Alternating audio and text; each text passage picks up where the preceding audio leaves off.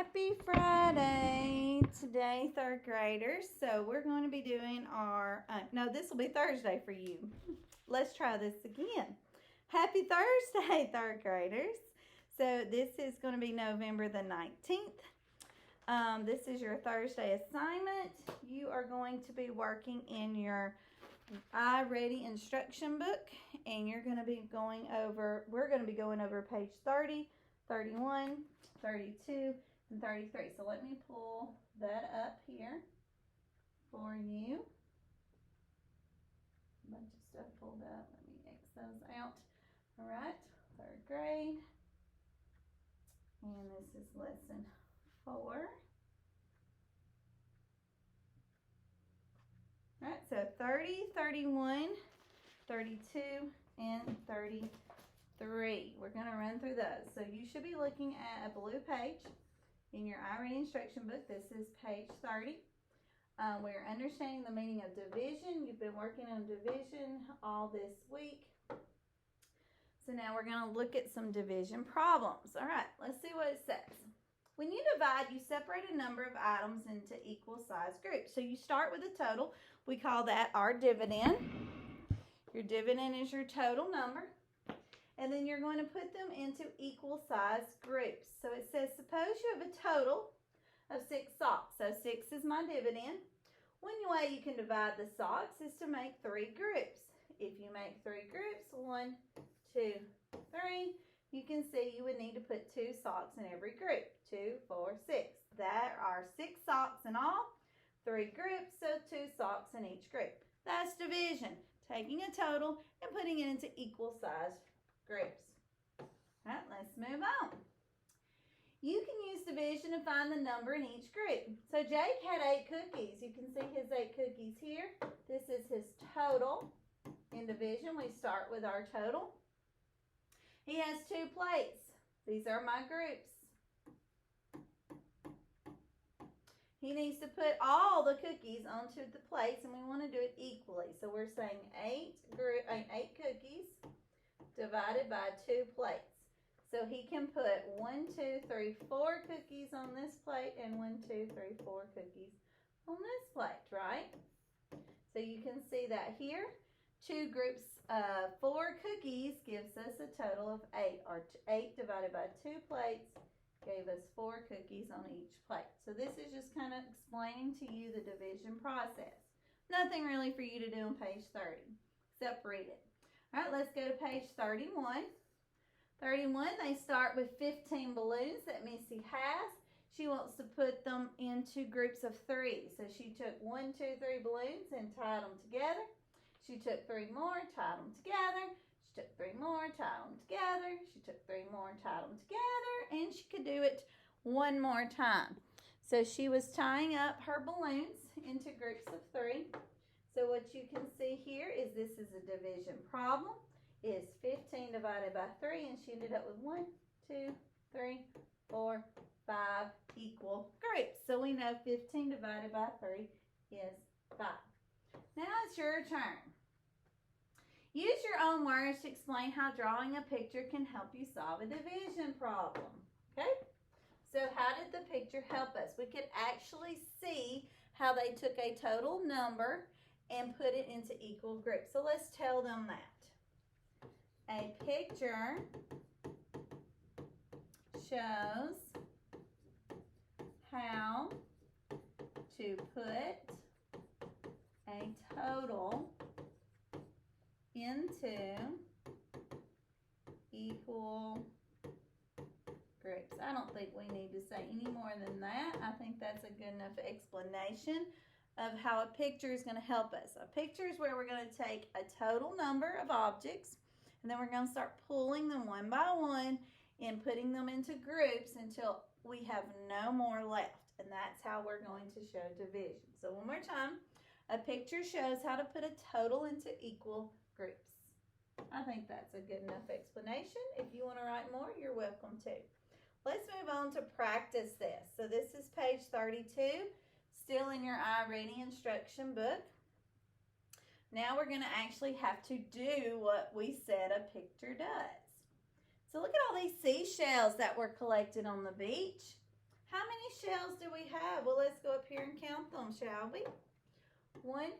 I'm actually, I'm going to put the number inside the shell. Try that again. 1, 2, 3, 4, 5, 6, 7, 8, 9, 10, 11, 12. We have 12 seashells. Go ahead and write those numbers in there so you can count them. There are 12 total shells. How many buckets are pails? They call them pails. I call them a bucket. Let's count those. 1, 2, 3, 4. And we have 4 pails or buckets. Number 4.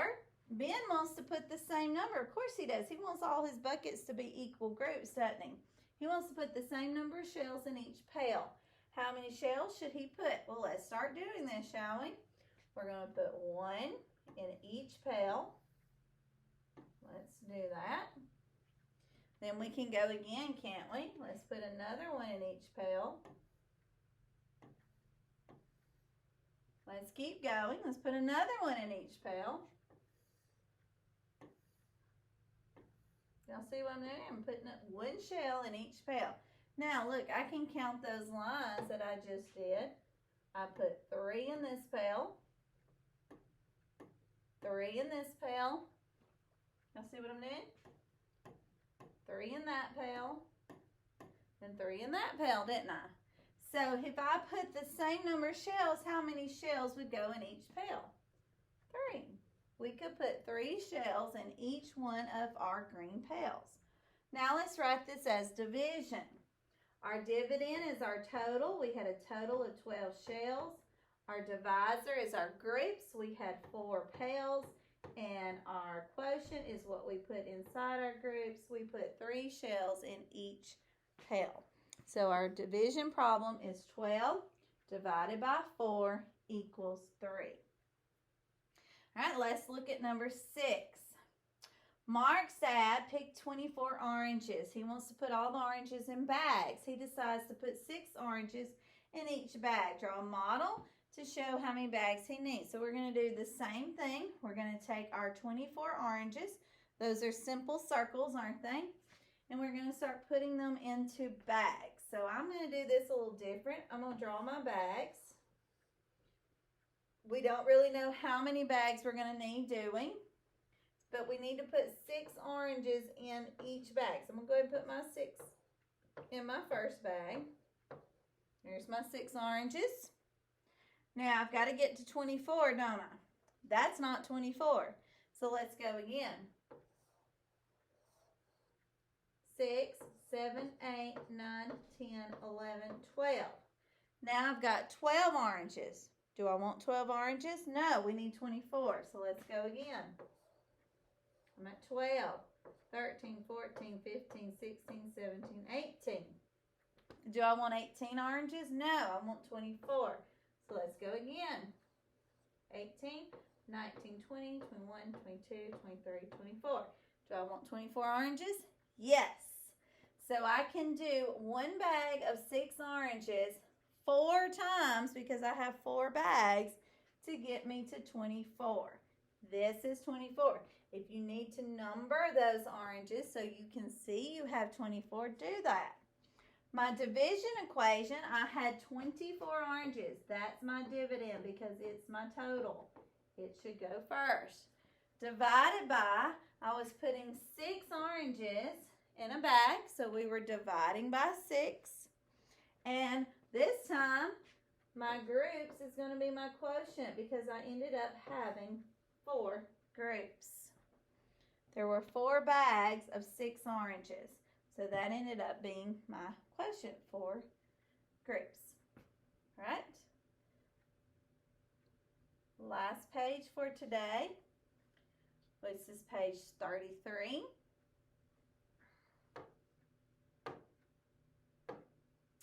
Number 8, look at the picture we drew. So hopefully you can do that. My picture's gone, but you can look back at it. Explain how you decided what to draw to help you solve the problem. Well, we decided to draw the 6 oranges.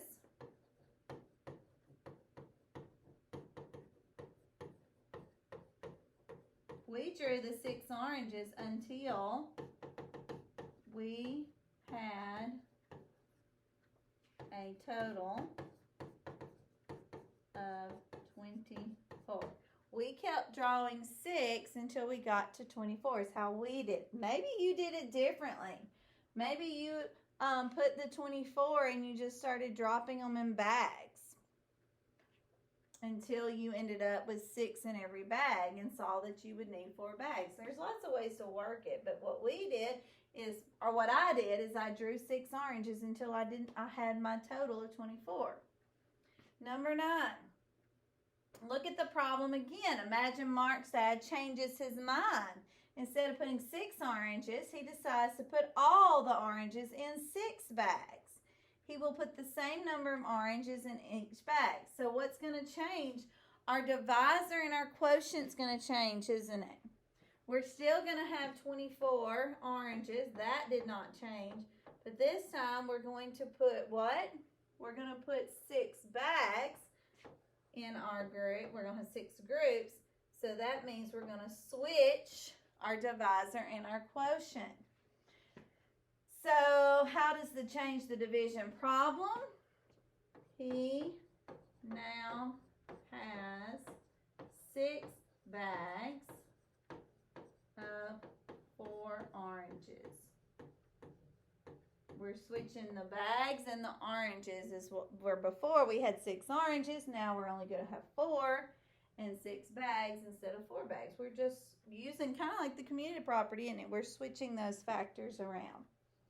Draw a model now of this picture. So let me move this up and let's actually draw that. All right, so we're going to now have 6 bags. 2, 3, 4, 5.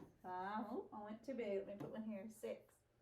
And now we can only have 24, so let's go. 1, 2, 3, 4, 5, 6, 7, 8, 9, 10, 11, 12, 13, 14. Oop. 15, 16, 17, 18, 19, 20, 21, 22, 23, 24. I should have did one at a time, but we knew it was going to be 4. So 6 bags with 4 oranges will still give us that total of 24 oranges. So different picture because of the community property. Same factors, isn't it? Same numbers that we're using. They're all in that same fact family. All right, let's do it with an array now. We have 45. If you want to count them, you can, but I can guarantee you there are going to be 45 in this array. 5, where is the 5? 1, 2, 3, 4, 5. So this is my rows. So to get my answer, I need to count the columns. Good job. So how many columns? 1, 2, 3, 4, 5, 6, 7, 8, 9. So my answer is 9 because there are 9 columns. Let's look at number 12. Number 12, we have 42 triangles. If you want to count them, you can. There are 42. Where's my 7? 1, 2, 3, 4, 5, 6, 7. Again, 7 is my rows. So to get the answer, I need to count my columns. 1, 2, 3, 4, 5, 6. You have 6 columns. Rows and columns, we use them for multiplication. We're also going to use them for division. All right, that is pages, this is, again, pages 30, 31, 32, 33. Now what you're going to do on your own is you're going to work your workbook pages, which are those red pages you tore out.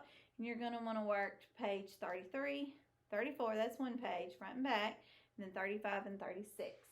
And that should be all of your red pages that I need back now should be completely finished in your Pathways folder. If you have anything else in your Pathways folder, it is going to be makeup work. That's going to be work that I have missing grades for. So finish those up tomorrow. Have everything in your folder completely done, ready to turn in to me on November 30th when you come back to school.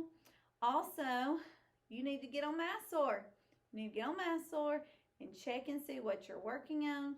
If you've not finished subtraction yet, you need to get subtraction finished because that's going to be a test grade at the end of this 9 weeks. So work on anything else in your Pathways folder, get it finished, completed, ready to turn in. Work on MathSoar, and you can even get on iReady Clever and work on at least 2 of your iReady lessons in multiplication. All right, I can't wait to see y'all on the 30th. And I hope everything went well and you got everything ready for me. Bye.